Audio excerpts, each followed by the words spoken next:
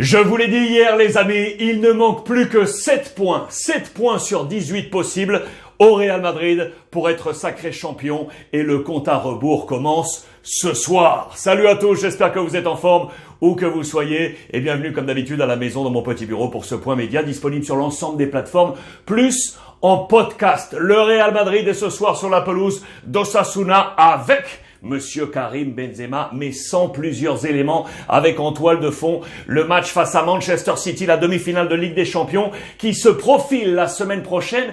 Que va faire Carlo Ancelotti? C'est le preview de ce gros match attendu ce soir. Je vous rappelle d'ailleurs qu'on se retrouve ensemble sur Twitch. On va suivre ensemble ce match sur Twitch ce soir en mode second écran. 2 membres de la communauté Ruiz Club seront à nos côtés avec Julian Palmieri pour commenter ce match. Twitch, 21h. Le kick-off est à 21h30, 30 minutes d'avant-match pour avoir toutes les clés de ce grand rendez-vous. Les premières clés, on les a tout de suite dans la presse. Bien évidemment, voici la une de ce matin. Le compte à rebours, cuenta atrás pour Carlo Ancelotti qui, au passage, pourrait devenir le seul et l'unique entraîneur à avoir remporté les 5 grands championnats européens. Et oui, la Liga lui manquait. Il était déjà passé au Real Madrid, mais il n'avait pas été sacré champion d'Espagne, champion d'Europe. Oui, mais pas champion domestique. Il l'a été en Italie en 2004, ici en 2010, la Première Ligue. En 2013, Milan, et Chelsea en Première Ligue. En 2013, avec le Paris Saint-Germain pour la Ligue 1.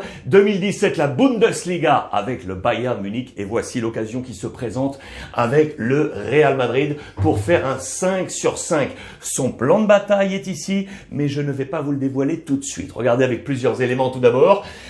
Vous présentez ce calendrier qui attend le Real Madrid avec ses 3 poursuivants à 60 points. Je vous rappelle que le Barça a un match en moins ce dimanche face au Rayo Vallecano. Mathématiquement, ces 3-là peuvent encore venir chercher ce titre, mais la distance est colossale, abyssale. 15 points d'écart, vous les voyez ici entre les 3 à 60 et les 75 points du Real Madrid. Osasuna ce soir, et puis Espanyol, Atlético, Levante, Cadiz, Betis. Un calendrier qui est, on va juger ça, favorable au Real Madrid pour aller prendre ce titre de champion. Alors, que s'était-il passé au match aller? Ça, c'est intéressant parce que notez bien qu'au match aller, Osasuna avait réussi à tenir tête au Real Madrid. À Madrid, à Santiago Bernabéu, c'était le 27 octobre dernier pour un match 0-0. À ce moment-là, l'actualité forte, c'était le limogeage, regardez, de Ronald Koeman qui était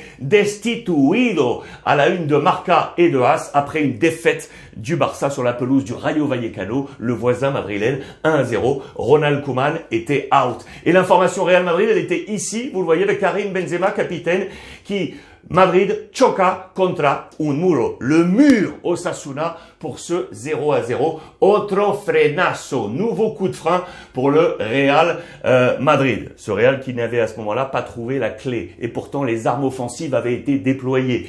Et le Madrid no da con la llave. On n'avait pas trouvé la bonne clé pour passer le verrou d'une grosse défense d'Osasuna. Osasuna qui n'avait plus marqué le moindre point à Madrid depuis 2005. Ça datait. 16 frappes du Real Madrid dans ce match, mais 3 cadrés seulement.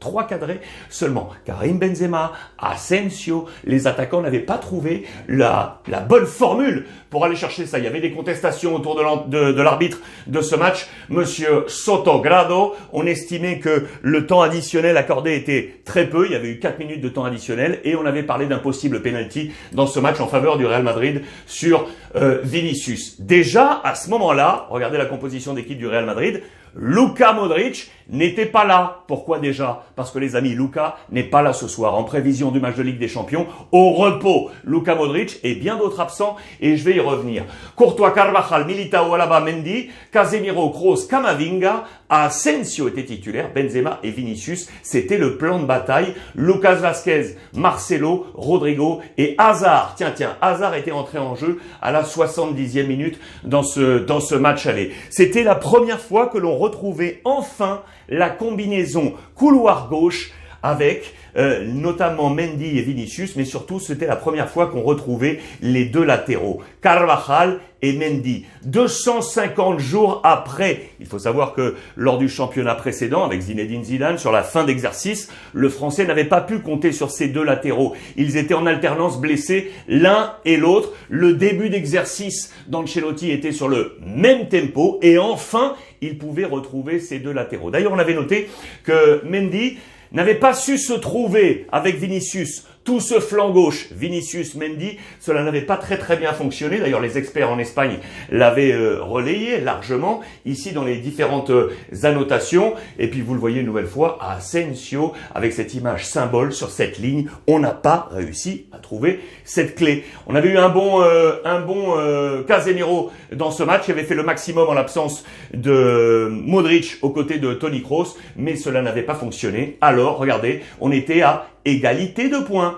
Madrid, Séville, Betis et la Real Sociedad. Le Barça était alors 9e avec cet échec et donc le limogeage de Ronald Koeman. Madrid n'avait pas réussi à prendre ses distances malgré ce match à domicile. On vient à ce qui va se passer du coup ce soir. Et là, la différence a été faite. Depuis, le cheminement a fait que le Real Madrid a pris ses nombreux points d'avance et donc ce compte à rebours pour Carlo Ancelotti. Regardez la une également de AS avec donc le changement de garde, cambio de guardia.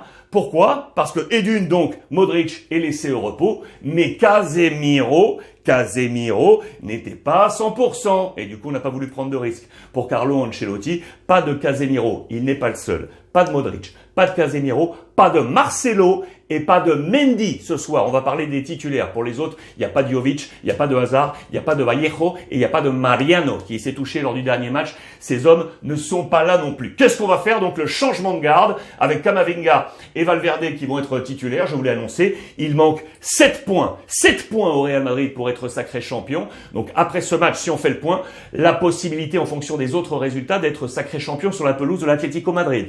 Ça, c'est possible. Vous voyez que la Liga, ça y est en vue pour ce groupe Real Madrid. C'est dans les colonnes de Marca ce matin. Et donc, l'absence de Casemiro et de Modric, c'est les deux points forts de ce 11 de départ de Carlo Ancelotti. On va bien évidemment attendre la titularisation de Rodrigo, qui a été très bon, il est entré en jeu, vous le savez, lors de ce match sur la pelouse de Séville pour marquer. Nacho est entré en jeu, le bon coaching de Ancelotti pour marquer. Rodrigo est en train de gagner des points.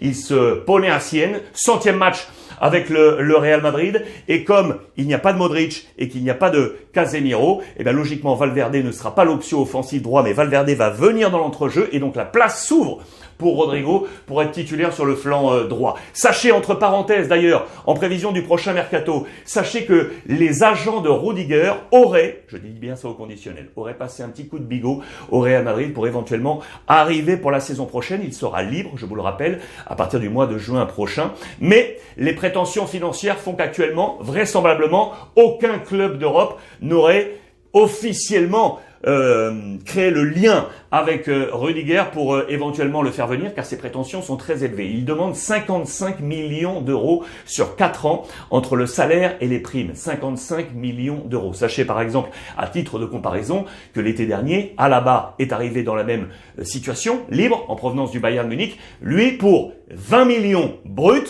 et un bonus de 17,7, quasiment 18 millions. 20 bruts plus un bonus de 18. Et sachez également, c'est un élément intéressant à avoir en tête à titre de comparaison, que Militao, qui devrait rester au Real Madrid, vous le savez, actuellement touche 4 millions d'euros avec variable. Vous voyez les distances énormes avec Rudiger, donc vraisemblablement, à date, je dis bien à date, peu de chance que Rudiger arrive au Real Madrid. Sauf si le défenseur baisse sa volonté sur ses émoluments et là on pourrait trouver quelque chose. Voilà pour la parenthèse mercato autour de Rudiger. Voici le 11 donc possible de ce soir du Real Madrid. C'est probable, c'est probable, je vous le rappelle, avec les absences dont je vous ai parlé. Donc ça nous donnerait Courtois dans les buts, Militao, Alaba, Carvajal, Nacho, pas de Mendy donc ici, Valverde donc qui prendrait le poste ici avec Camavinga, pas de Casemiro donc et pas de Modric. Toni Kroos, lui, tiendrait sa place devant Karim Benzema, le meilleur buteur du championnat. Le possible ballon d'or à venir, il sera bien là, titulaire à ses côtés. Vinicius et donc Rodrigo qui serait titulaire après son excellent match sur la pelouse de Séville. Attention à cette formation d'Osasuna et gardez en tête le 0-0 du match aller. Les temps ont changé, c'est vrai. Madrid est plus fort. On prépare la Ligue des Champions. Affaire à suivre pour capitaliser les points et prendre la direction de la Liga. Voilà pour ce point complet. Real Madrid avant ce match. Je vous le rappelle, on se retrouve ce soir sur Twitch à partir de 21h. Kick-off 21h30, Julian Palmieri à mes côtés, plus 2 d'entre vous, 2 membres de la communauté Ruiz Club pour commenter ce match sur Twitch en mode second écran. À ce soir, on va se régaler. En attendant, je vous embrasse, profitez du soleil s'il y en a chez vous et profitez des vôtres.